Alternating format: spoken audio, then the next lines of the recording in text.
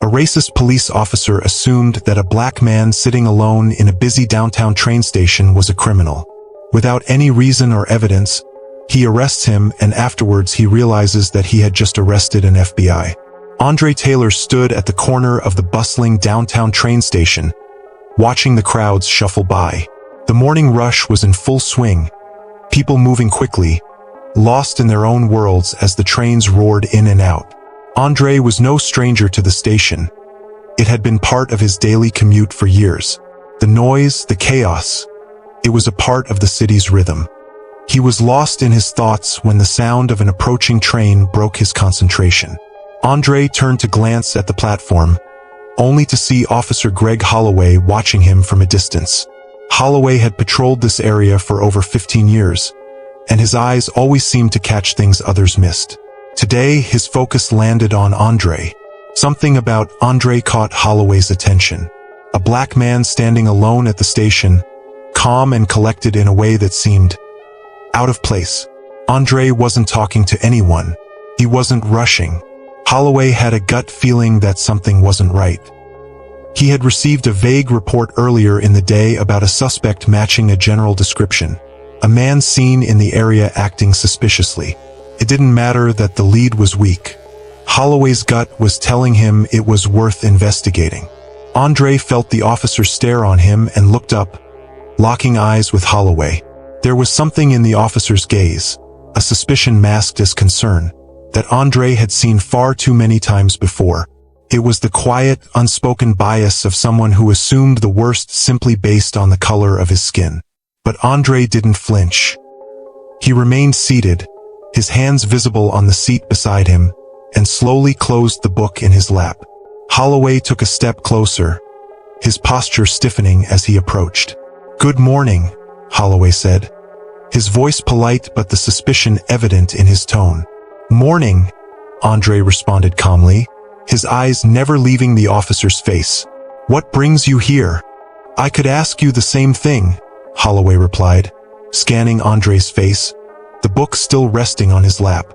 He was fishing for any hint of something that might justify his unease. "Just waiting for the train," Andre said with a slight shrug. "It's a nice day." Holloway's eyes narrowed slightly as he took in the non-answer. "You from around here?" he asked, his voice dropping in pitch. Andre paused for a moment, considering how to respond. "Been here a while," he said, his voice steady. He knew that not offering more information was enough to raise suspicion, but Holloway's next move was already coming into focus. "I'm going to need to see some ID," Holloway demanded, taking a step closer. Andre's calm smile faded slightly, but he didn't hesitate. This was the moment. He knew his rights and knew that he wasn't required to show ID unless arrested. But he also knew that refusing could escalate the situation in ways that weren't worth the risk. "Am I under arrest?" Andre asked, his voice cool and measured as he met Holloway's gaze. Holloway bristled at the question. He didn't like the calm, unbothered way Andre spoke to him. He didn't like the fact that Andre wasn't afraid. It unsettled him. "You will be if you don't cooperate," Holloway barked back, his hand moving toward his holster. Andre exhaled slowly, his expression still neutral. He wasn't going to give in to the officer's provocation. "I'm just sitting at a train station," he said, his voice level. "Is there a law against that?" "Fit the description of someone we're looking for," Holloway shot back, though even he knew the reason sounded weak. The excuse was flimsy at best. "And what description is that?" Andre asked, his tone quiet but steady. Holloway's jaw tightened. He didn't have an answer, and he could feel his confidence slipping. But he wasn't about to back down now. "Don't get smart with me," Holloway snapped. "Show me some ID." Andre met Holloway's gaze without flinching. The two men stood there for a moment, locked in a silent standoff. Then, with a resigned sigh, Andre slowly reached into his jacket pocket, pulled out his wallet, and handed it to Holloway. Holloway snatched the wallet, flipping it open. The name inside meant nothing to him. It didn't matter. He had already decided. "Stand up," Holloway ordered, his voice sharp. Andre's movements were deliberate, slow, and controlled as he stood, keeping his hands visible at his sides. He knew this could escalate quickly. Andre felt a flash of frustration, but he kept it contained. He turned around and allowed Holloway to cuff him without resistance.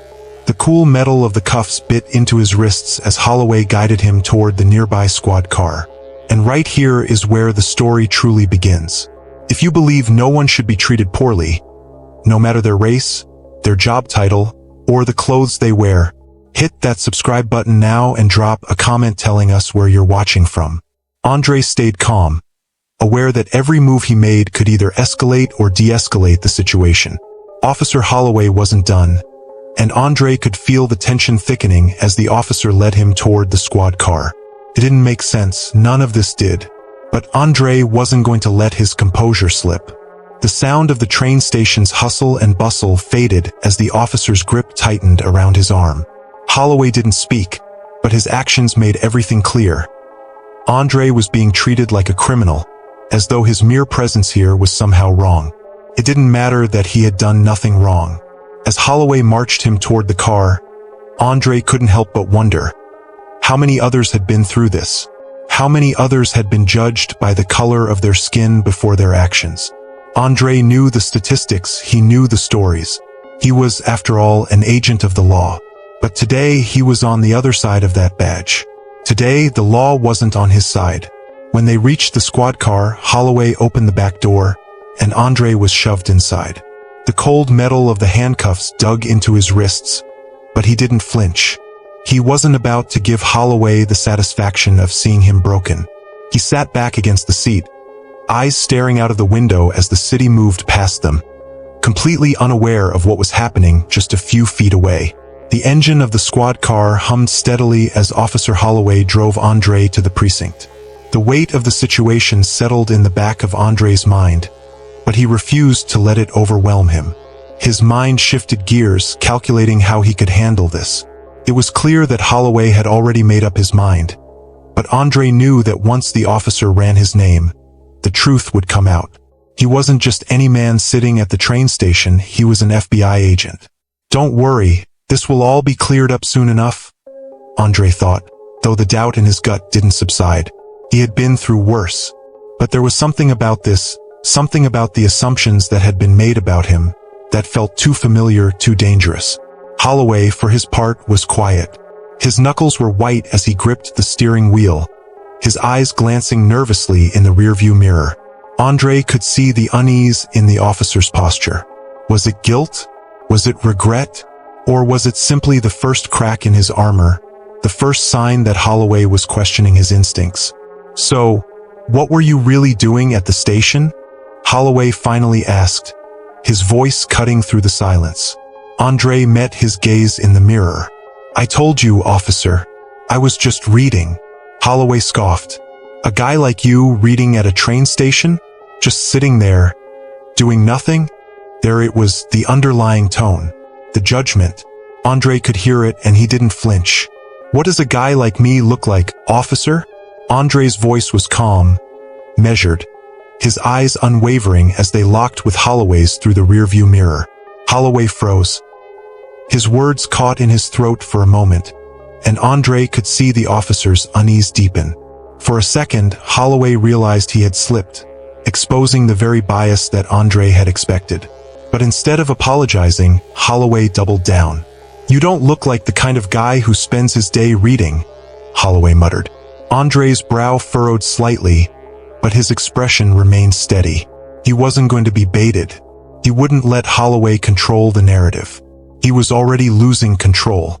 The car ride to the precinct was eerily quiet.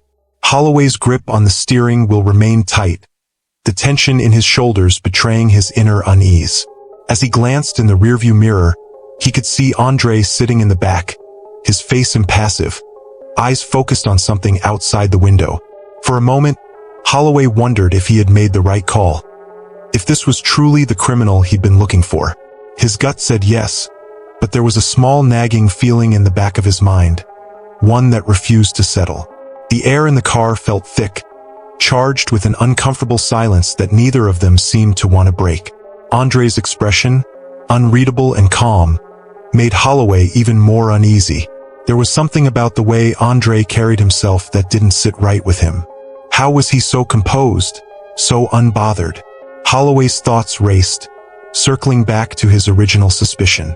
But in his gut, something told him there was more to this than just an arrest. He could feel his own doubts creeping in. He tried to push them aside. "Why'd you really come to the station today?" Holloway's voice broke the silence, sounding more like an accusation than a question. He stole a glance at Andre in the rearview mirror, his eyes narrowing. Andre didn't look away from the passing streetlights outside the window. "You know why?" he said coolly, the words hanging in the air between them. Holloway gritted his teeth. He wasn't about to let Andre's calm demeanor get the better of him. "I don't believe you," he muttered, more to himself than Andre. The city streets blurred by as they approached the precinct. The patrol car's headlights swept across the darkened road, but Holloway couldn't shake the feeling that he was driving towards something much bigger than he had expected. As the car pulled into the precinct parking lot, Holloway's mind raced. He had been an officer for years, but the weight of the arrest, combined with his gut feeling about Andre, made him feel like he was out of his depth. The flashing lights of the precinct sign illuminated the otherwise quiet street, a stark reminder that the night was just beginning. Holloway opened the door and stepped out first, taking a moment to breathe before walking around to the back. He opened the door to let Andre out, his hands still tightly gripping the cuffs as he helped him step out of the vehicle. Andre didn't flinch, didn't even look at him as he stood there, just watching the lights of the precinct flicker in the dark. "You think you have everything figured out?" Holloway asked, his voice low and tense. There was a bitterness in his tone, something unspoken that had been building up during the drive. Andre finally looked at him then, his gaze steady. "You think you know who I am," he said, his voice unwavering. "But you're not even close." Inside the precinct, the air was thick with activity, the usual hum of officers filing reports and answering phones filling the space. But for Holloway, every step he took felt heavier, more uncertain. Andre, still cuffed, walked beside him without hesitation, his eyes scanning the room like he had done this 1,000 times. It unnerved Holloway. The officers in the hall gave them curious glances, but Holloway wasn't in the mood to explain himself just yet. He led Andre down the hallway to the booking area where Officer Jenkins was sitting behind the counter. Jenkins looked up from his paperwork, surprise evident on his face as he took in the sight of Andre. "What's this about?"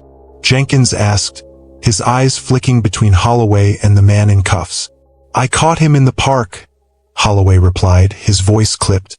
He handed over Andre's ID, still unwilling to admit to Jenkins that his reasons for the arrest didn't exactly hold up. Jenkins took a quick glance at the ID before looking back at Andre. There was a flicker of recognition in his eyes, but he quickly masked it, nodding as he began to enter the information into the system. Andre noticed the hesitation and filed it away in his mind. His gut told him that someone in this precinct already knew who he was, and he wasn't wrong. Holloway stood by the desk, watching as Jenkins typed into the computer. The recognition was subtle but noticeable. Someone in this room knew who Andre was, but it wasn't clear just how deep the knowledge ran. It made Holloway feel even more uneasy about the situation. "Captain Bennett's office," Jenkins said, handing Holloway the ID back. "You'll need to take him there." Holloway's stomach twisted.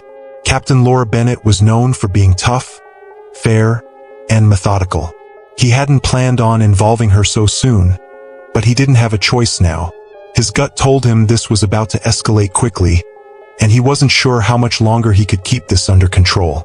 Without saying anything, Holloway motioned for Andre to follow him.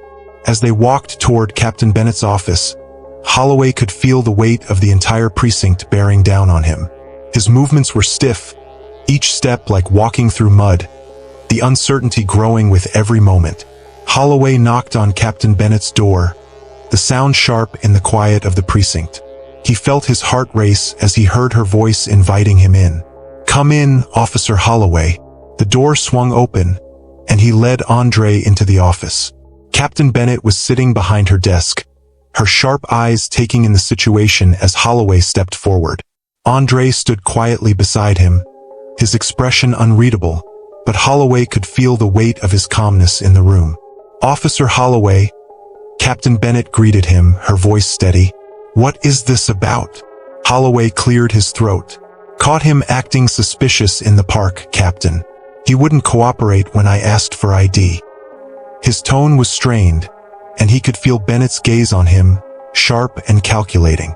Bennett's eyes shifted to Andre, her expression unreadable, though there was a brief flicker of recognition. She masked it quickly before turning back to Holloway. "Is that so?"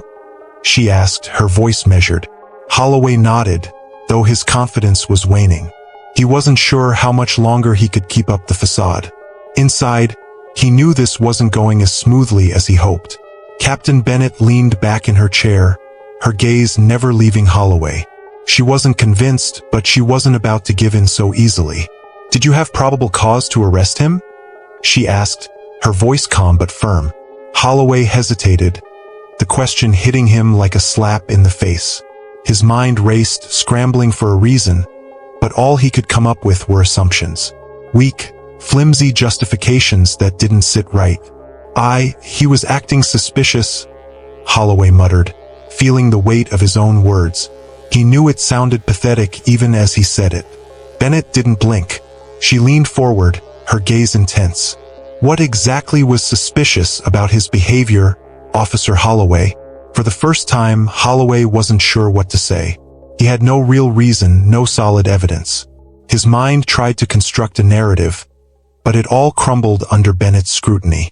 Andre, still standing calmly by the desk, spoke up. His voice was measured, but it carried an unmistakable authority. "I was reading a book, Officer Holloway. Not exactly the behavior of someone who's a criminal on the run." Holloway flinched at the words, but he couldn't argue with them. He had assumed the worst about Andre, but now, standing in front of Captain Bennett, his actions felt even more unjust.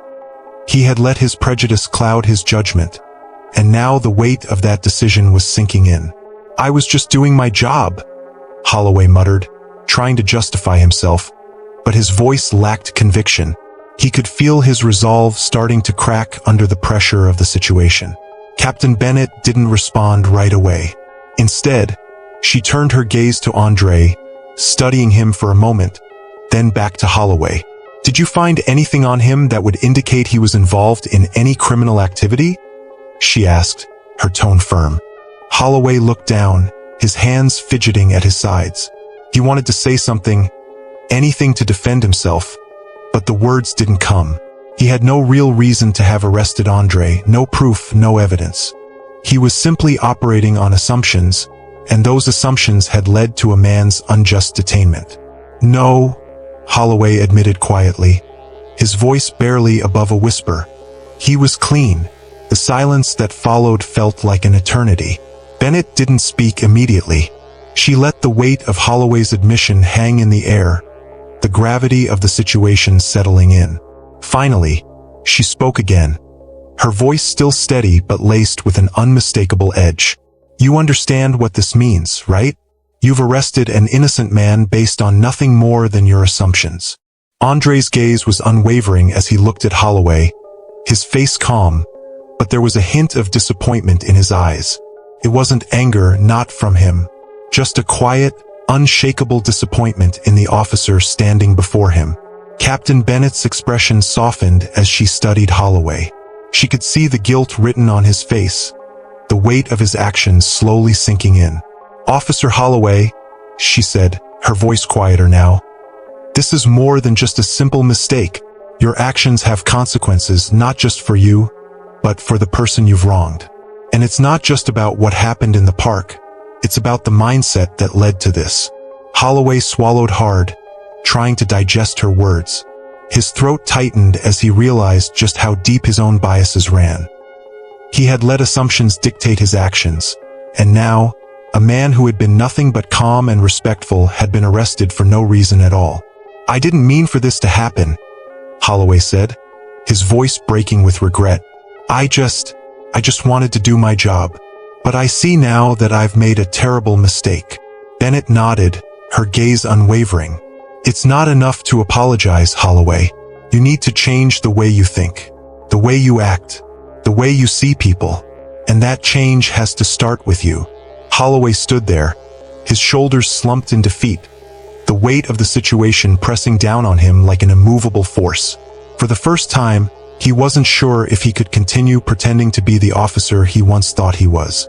Bennett's eyes softened just a little as she studied him. She could tell he was struggling to come to terms with the enormity of what had happened. But it wasn't enough to simply regret what he had done. He had to make a change. And that change had to come from within. "I'll do better," Holloway whispered, as if the words were an affirmation to himself. "I'll do better." Andre, who had been quietly observing the conversation, stood up slowly. He didn't speak at first, letting the silence hang in the air between them. Then, when he did speak, it was with a quiet but firm resolve.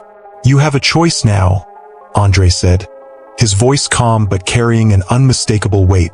"You can learn from this, or you can let it define you. But either way, you need to make a choice." Bennett looked at Andre, a quiet respect in her eyes.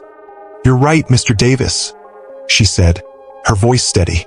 "The hardest part about change is confronting the truth, especially when it's something as uncomfortable as what happened here today." Andre nodded, acknowledging her words, but his gaze never wavered.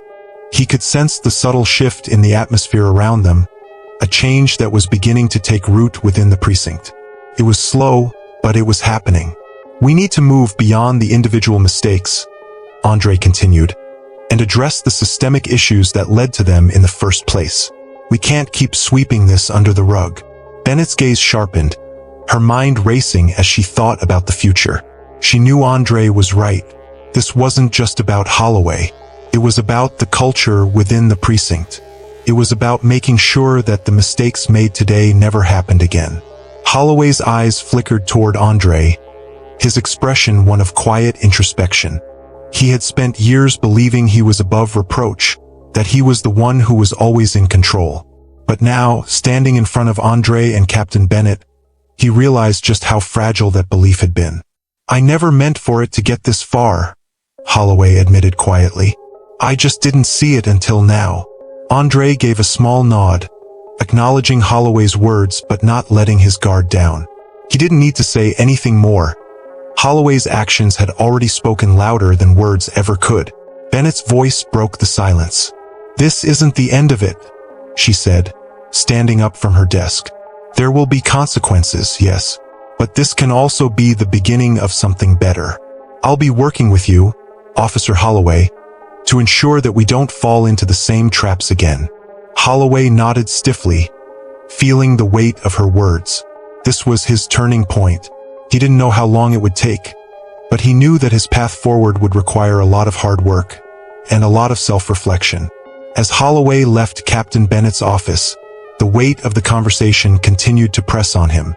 The reality of what he had done, the harm he had caused, was slowly sinking in. He had gone through his career, believing he was doing the right thing, but now that illusion was shattered. He walked through the precinct, his steps heavy, as he tried to make sense of everything. He couldn't look at Andre. He knew the man had been right all along. His biases had clouded his judgment, and now he was paying the price for it. The precinct felt different to Holloway now. It no longer felt like a place where he belonged. He passed by other officers who gave him wary looks, some avoiding eye contact, while others simply turned away. Holloway had spent years building a reputation for himself, but it was all crumbling now, piece by piece. Holloway reached the parking lot, his mind still reeling from the conversation with Bennett. His car sat in the corner, the only thing left that felt familiar. He walked toward it slowly, as if the weight of his actions was keeping him grounded, tethering him to the moment. He opened the door and sat inside, the cool leather of the seat offering little comfort. He turned the key in the ignition, but the engine sounded hollow, as if it too was aware of the change within him. As the car pulled away from the precinct, Holloway couldn't shake the image of Andre's calm face. It was a face that had been through the fire, and yet he remained unbroken. He knew the man wasn't here to destroy anyone's life. He was here to make sure the system didn't continue to destroy others. The city streets blurred past Holloway as he drove home, but his mind wasn't on the road. It was consumed by the weight of the investigation, the review, and his own failure. He had spent so many years upholding the law, believing in his role, but now he was uncertain about everything. His hands gripped the steering wheel tightly, knuckles white. The tension in his body was evident in the way he held himself. The thought of returning to his quiet home, facing the silence, filled him with dread. But more than that, he felt the gnawing emptiness of not knowing who he was anymore. The sound of his tires humming on the road filled the silence, but Holloway felt far from comforted. The weight of the day's events pressed on him, the decisions that had led him to this moment, and the consequences that would follow. When Holloway finally arrived home, he didn't get out of the car immediately. He sat there for a long moment, staring out through the windshield. The house in front of him was quiet, still, but it felt foreign now. He had no idea how to move forward, or if he even had the strength to face the people in his life. He thought about his career, his badge, his identity. All of it felt like it was slipping through his fingers, the foundation he had built now cracked and broken. For the first time in his life, Holloway didn't feel like an officer of the law. He felt like a man who had lost his way. Finally, he opened the door and stepped out, his legs feeling unsteady as he walked into the house. The familiar sights greeted him, but they no longer felt like home. He had no answers, no comfort, and for the first time, Holloway wasn't sure who he was anymore. The next morning, Holloway stood in front of his bathroom mirror, his face drawn, and his eyes heavy with sleeplessness. He hadn't slept much, unable to shake the image of Andre's unflinching gaze and the realization of how deeply his own biases had controlled his actions. As he splashed cold water on his face, he could still hear the conversation with Captain Bennett echoing in his mind. "You have to do better," she'd said. And somehow, in the depth of that moment, Holloway knew she was right. His time as a respected officer had come to an end. His actions, fueled by assumptions and prejudice, had destroyed the very foundation he had built his career on. Holloway sat in his car, parked outside the precinct, taking a deep breath before entering. The decision to come in today felt like a test, one he wasn't sure he was ready for. He had spent years avoiding uncomfortable truths, but now, it was time to face the consequences. Inside, the usual buzz of activity in the precinct felt stifled, as if everyone knew something was off. Holloway glanced around, trying to avoid eye contact with the other officers, some of whom were still recovering from the fallout of the previous incident. His presence seemed to make the room quieter, and he felt like a ghost among them, no longer a part of the team he had once been so proud to be a part of. Holloway walked into Captain Bennett's office, his uniform still impeccably pressed, but his demeanor was different. There was no bravado in his step anymore, no confidence in his posture. It had all been stripped away piece by his own actions. As he stood in front of her desk, the weight of everything, his career, his mistakes, and the fear of what would happen next, hung heavily on his shoulders. Captain Bennett was already seated, her face serious but not unkind. "Take a seat, Officer Holloway," she said calmly. Her eyes were searching, as though looking for something deeper beneath his troubled exterior. For a moment, there was only silence. The tension was palpable, a shared understanding that what came next would be a pivotal moment in both Holloway's life and in the future of the department. "You understand why we're here, don't you?" Captain Bennett asked, breaking the silence. Holloway nodded stiffly, knowing that this was the moment he would have to confront the full weight of his actions. "I do," he replied, his voice unsteady. It felt like the words were too simple for the magnitude of what he had done. His mind raced as he thought about Andre, about the innocent man who had been treated like a criminal because of his race, and how Holloway had played a part in that. "We're going to go over your actions, Officer Holloway. The investigation, the witness statements, the body cam footage. It's all clear," Captain Bennett said. Holloway felt a cold sweat on the back of his neck. He knew there would be no defense for his actions, no excuses that could cover up the truth. The only thing left was to listen. Captain Bennett's voice was steady but firm as she continued. "You violated the trust of the department. Officer Holloway. You allowed your assumptions to lead you, and you let those assumptions define your actions. We can't have officers making decisions based on race or appearance. Not in this department. Holloway felt a pang of guilt, sharp and unforgiving. He had worked so hard to be a good cop, to protect and serve, but now, the truth felt more like a weight around his neck than a badge of honor. He'd been so sure of himself, so sure that his years of experience had made him immune to bias. But the evidence was clear he was wrong. Bennett's gaze softened slightly as she continued. You've been a part of this system for a long time, Officer Holloway. It's not easy to look at the things we've done and admit they're wrong. But this is the first step towards making real change. For the first time, Holloway felt a flicker of something, hope, maybe? Or was it guilt? He couldn't tell. He knew he had a long road ahead, but for the first time in a while, he felt the weight of responsibility shift, as if he were beginning to understand what it really meant to serve. After a long silence, Holloway finally spoke, his voice barely a whisper. What happens now? Bennett leaned forward, her tone quieter now, as though she knew the importance of this moment. For now, you're on temporary leave, but this investigation is far from over.